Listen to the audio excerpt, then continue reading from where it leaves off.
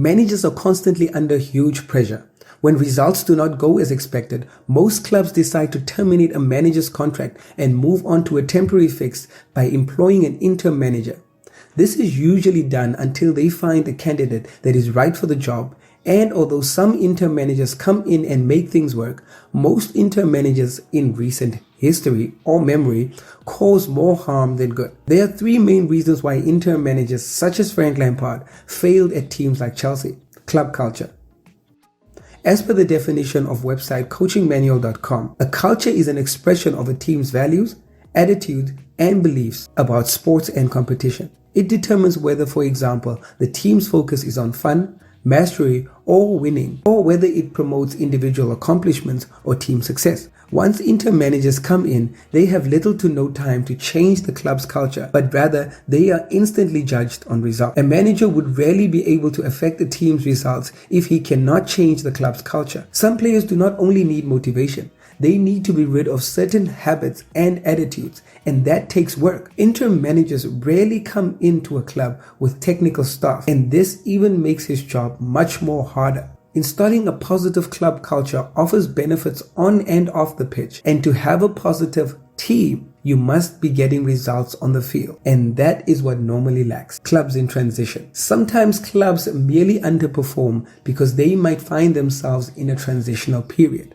From new owners coming in or the club's hierarchy deciding that they wish to explore new goals for certain seasons. This means that clubs spend millions during the summer transfer windows on players and new coaching staff. And once this plan seems not to be working, it is the manager that gets the chop, and not the players that were purchased. So when the manager gets fired or sacked in the middle of the season, a new interim manager has to come in. Interim managers are tasked to build cohesion within the team and get the players to work together. And sometimes it's easy, especially if you have been watching the games, analyzing the teams before going into the job. But experiencing these players firsthand and seeing their different abilities paints a different picture. A manager might not fit a team's style of play or a team's direction, and only once when he comes into the dressing room, he sees how much of a huge task lies ahead of him. Most interim managers that come in for a job are unable to push the team to perform. Case in point, Frank Lampard coming in to try and stabilize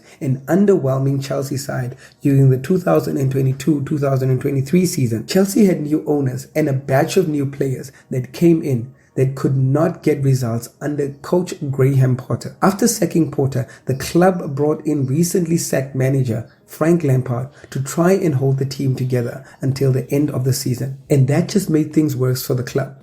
He won only once in a total of 11 games, with the club ending the season in 12th place. Temporary basis. Players knowing that the manager will only be in the job for 3 or so months does not help the manager's case, especially when players notice that there is nothing to play for during the season. Some players become so reluctant to perform for a manager as they know that the club are in search of a new manager. Important players for the club are much more relaxed than those that are lesser regulars in the squad, and this might influence the team's cohesion in the dressing room. The moment an interim manager enters the building, players already know how long he has in the job, and this makes his job much more difficult. Managers should be provided with a longer term contract, as this would show the players and the manager himself that the club trusts him to steady the ship regardless of what happens. So, do you think the reasons that I just mentioned are reason enough for interim managers not to succeed? Comment in the comment section below, guys. I would love to hear from you.